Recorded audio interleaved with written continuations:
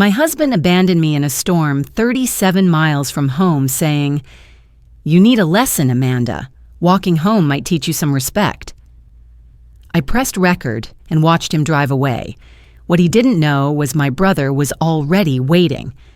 I slipped my phone back into my pocket as Andrew's Mercedes pulled into the empty rest stop. The rain hadn't started yet, but I could smell it coming in the air. This remote stretch of highway was perfect for what he had planned. Too far for rideshare services, no public transportation, just miles of empty road back to civilization. "Get out," he said, without even turning off the engine. His voice carried that familiar tone of cold satisfaction, the same one he used when closing particularly ruthless deals at his hedge fund.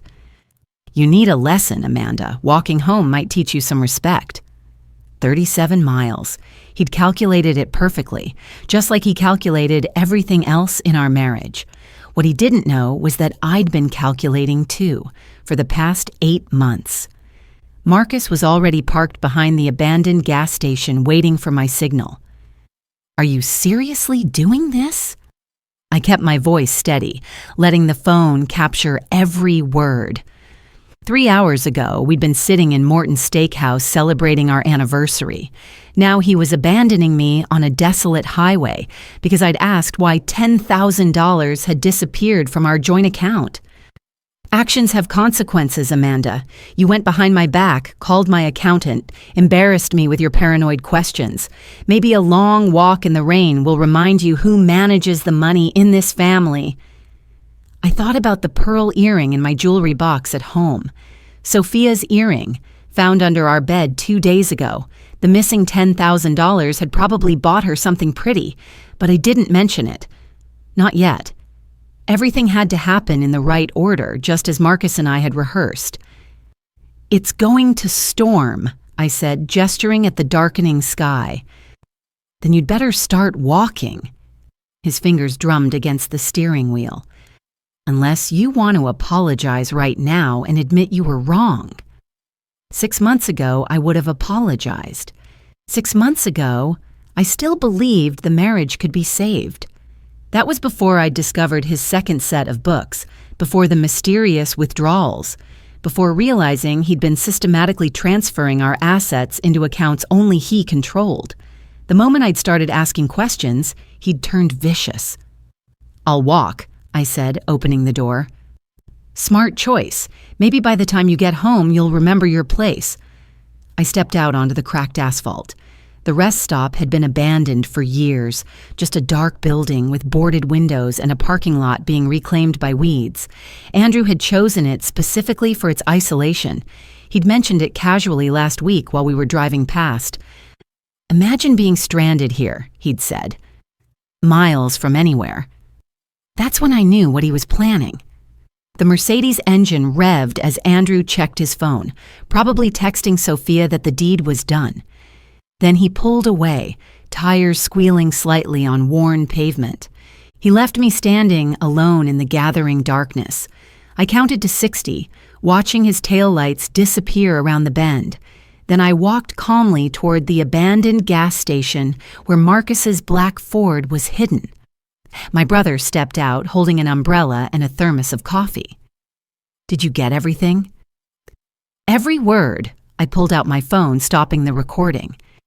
"He actually said I need to remember my place." Marcus shook his head.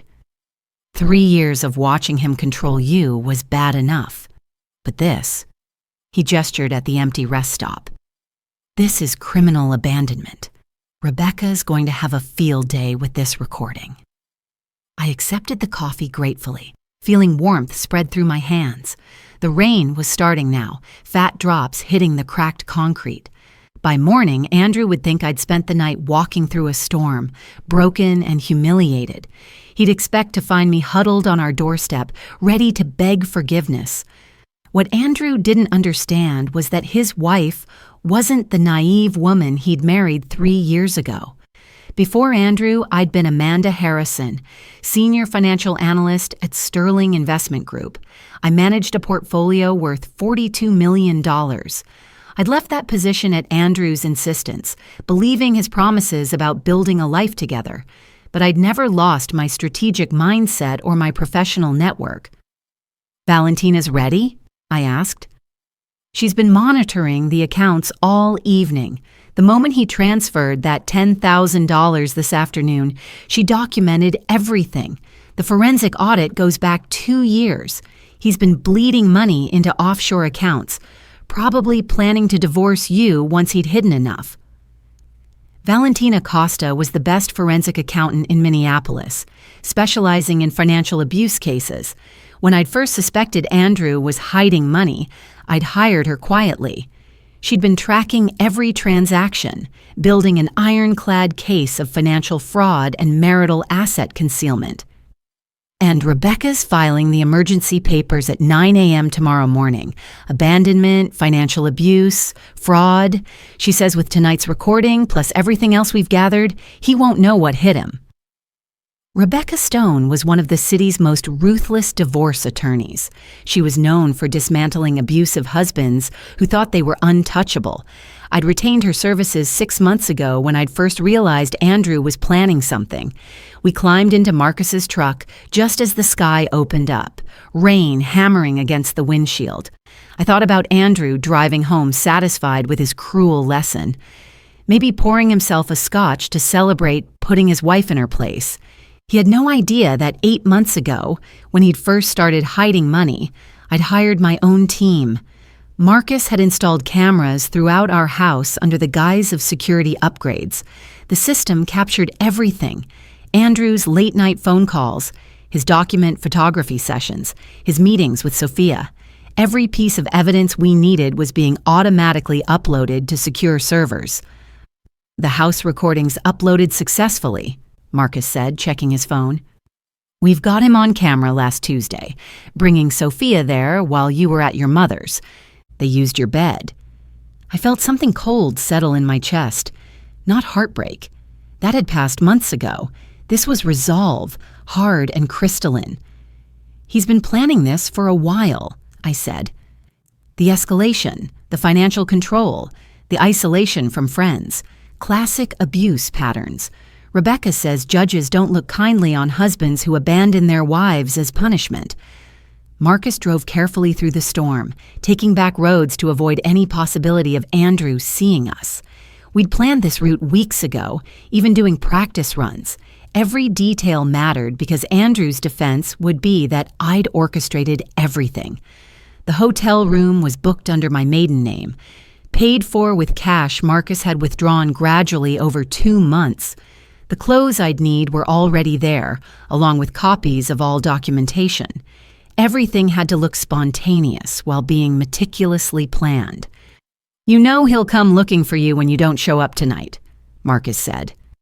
"Let him. The hotel security cameras will show me checking in alone, soaking wet, traumatized. The front desk clerk will testify that I could barely speak through tears. Rebecca coached me on exactly what to say and how to act." The rain grew heavier as we drove toward the city. Andrew would be home by now, probably on his second drink. Maybe calling Sophia to brag about teaching me a lesson. Tomorrow morning, he'd wake expecting to find me broken. Instead, he'd find his assets frozen, his office locked, and federal investigators waiting. They'd want to discuss the discrepancies Valentina had uncovered in his hedge fund books. What I'd discovered through Valentina's investigation was staggering. Andrew wasn't just hiding marital assets. He was embezzling from his own clients. Elderly investors who'd trusted him with their retirement savings had been systematically robbed. He'd been using their money to fund his lifestyle and his affair, planning to disappear to Costa Rica once he'd accumulated enough. "Are you ready for this?" Marcus asked as the hotel came into view. I thought about the woman I'd been 3 years ago, independent and successful before Andrew had systematically dismantled my life. I thought about the recording on my phone, his cold voice telling me to walk 37 miles in a storm. I thought about Sophia's earring and the empty bank accounts and the prenup he'd hidden in his office. I'd been ready for 8 months. He just gave me the final piece of evidence I needed. The hotel lobby felt impossibly bright after the darkness outside. Water dripped from my hair onto the marble floor as I approached the front desk. My hands shook just enough to be convincing. The night clerk, a young woman with kind eyes, immediately reached for a stack of towels. "Oh my goodness, are you all right?" "My husband," I managed, letting my voice crack. "He left me at a rest stop in the storm. I had to walk for miles before someone helped me." Her face shifted from concern to horror. Perfect. Every word would be documented in the hotel's incident report, just as Rebecca had instructed. Within hours, my carefully orchestrated plan was in motion. While Andrew slept off his victory scotch, Rebecca was already at the courthouse filing emergency motions. Valentina was preparing financial evidence that would expose years of systematic theft. Marcus was coordinating with federal investigators who'd been building their own case against Andrew's hedge fund. The morning brought Andrew's panicked phone calls, 17 messages ranging from fake concern to barely controlled rage. Each voicemail was another piece of evidence, another nail in the coffin of his carefully constructed image. By noon, his world was collapsing. His office access was revoked. His bank accounts were frozen. Federal agents were interviewing his clients about missing funds. The local news was reporting on prominent hedge fund manager under investigation for embezzlement and spousal abandonment. When we finally faced each other in court, Andrew looked haggard and desperate. His expensive lawyer couldn't argue with video evidence, recorded confessions, and forensic accounting. The evidence proved he'd stolen over $3 million from elderly clients. Judge Patricia Coleman, known for her tough stance on financial abuse, reviewed the evidence with visible disgust. "Mr. Mitchell, you abandoned your wife in dangerous conditions after systematically stealing from vulnerable clients. This court finds your behavior reprehensible." The emergency injunction awarded me exclusive use of our home and $10,000 monthly support. All marital assets were frozen pending investigation. Andrew was ordered to stay 500 feet away from me. As federal agents led him away in handcuffs, Andrew turned to me one final time. "This isn't over." I stood and spoke clearly, knowing the courtroom microphones would capture every word. "You're right. The civil suits start next month."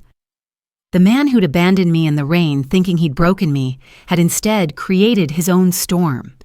His cruelty had given me everything I needed to destroy him legally, financially, and socially.